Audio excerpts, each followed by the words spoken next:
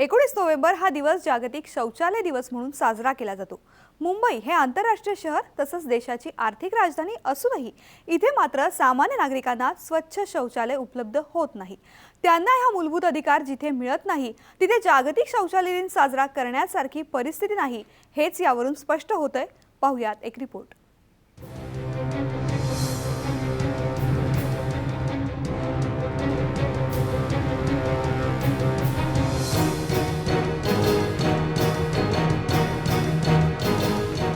पंतप्रधान नरेंद्र मोदींनी स्वच्छ भारत अभियानांतर्गत प्रत्येक घरी शौचालय तसंच सार्वजनिक स्वच्छता आरोग्य यासाठी पावलं उचलली जातील असं आश्वासन दिलं होतं।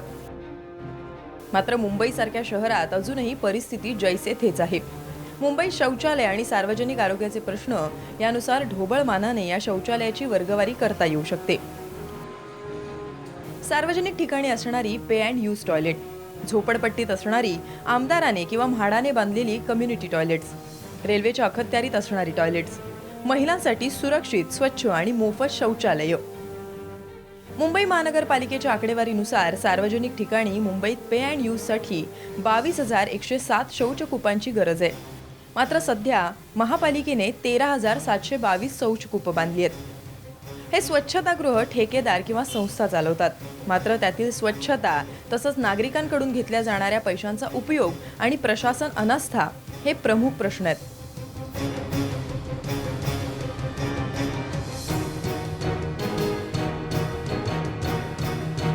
मुंबई महानगरपालिकेचा सफाई कामगार ही अत्यंत चांगल्या प्रकारे ती शौचालय स्वच्छ ठेवीत असे। मात्र ठेकेदाराची माणसं आल्यामुळे ठेकेदारांच्या माणसांकडून पैसा ओरबाडण्याचं काम होतं आहे।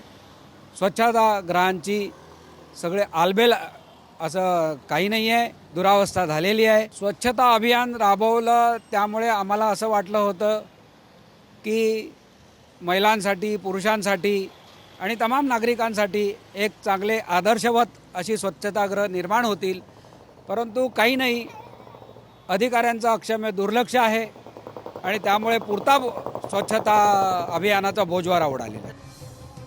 मुंबईची लाईफलाईन असलेल्या रेल्वेतून दररोज लाखो लोक प्रवास करतात। रेल्वे स्टेशन आणि परिसरातही सार्वजनिक शौचालयांची अवस्था अत्यंत दयनीय आहे।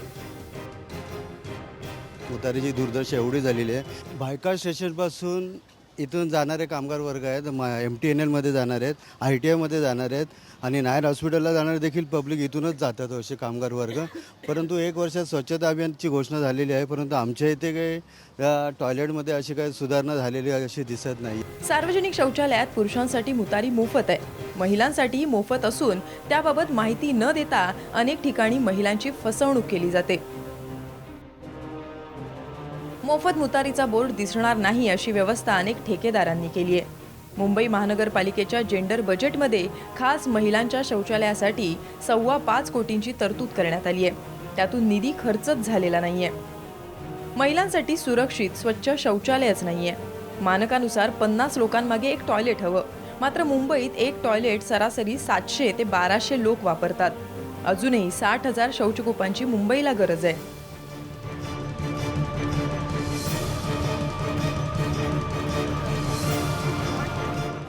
मुंबई महानगरपालिकेकडे मूलभूत गरजेसाठी विविध संस्था वारंवार पाठपुरावा करतात, मात्र त्याची गंभीरपणे दखल घेतली जात नाही।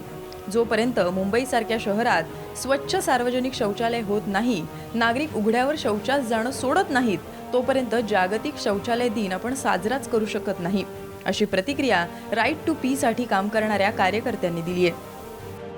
एक म्हणजे कम्युनिटी टॉयलेटचा प्रश्न मोठ्या प्रमाणात आहे। आत्ताही जर आपण पाहिलं की वस्त्यांमध्ये जे कम्युनिटी टॉयलेट आहेत, जे कधी काळी जे आपले आमदार खासदार फंडातून जे बांधले गेलेले आहेत, त्याला कुणीही वाली नाही आहे। त्याच्यामुळे तो ड्रेनेजचा प्रश्न आहेच आहे, त्याच्या टाक्या ओसंडून वाहत असतात, त्याला स्वच्छ कोणी करत नाही। आपलं नॉर्म्सप्रमाणे जर आपण पाहिलं तर एक टॉयलेट सीट जे आहे ते 50 लोकांनी वापरावं असं साधा सरळ नियम आहे, परंतु आम्ही स्वतः सगळे वस्त्यांमधून आलेलो आहोत। आम्हाला माहिती आहे की एक टॉयलेट सीट हे 700 ते 1200 लोक रोज वापरतात, कारण आपल्याकडे पुरेसे टॉयलेट नाही। स्वच्छ भारत अभियान राबवण्यासाठी अनेक सेलिब्रिटी रस्त्यावरही उतरले होते। पंतप्रधान नरेंद्र मोदी प्रत्येक घरात, शाळेत शौचालय देणार असं सांगत असले तरी प्रत्यक्षात मुंबईसारख्या शहरात ही सार्वजनिक शौचालयांची व्यवस्था आणि अवस्था दयनीय आहे एवढं नक्की. कॅमेरामन राजेंद्र गमरेसह कपाली निसिनकर, साम टीव्ही, मुंबई.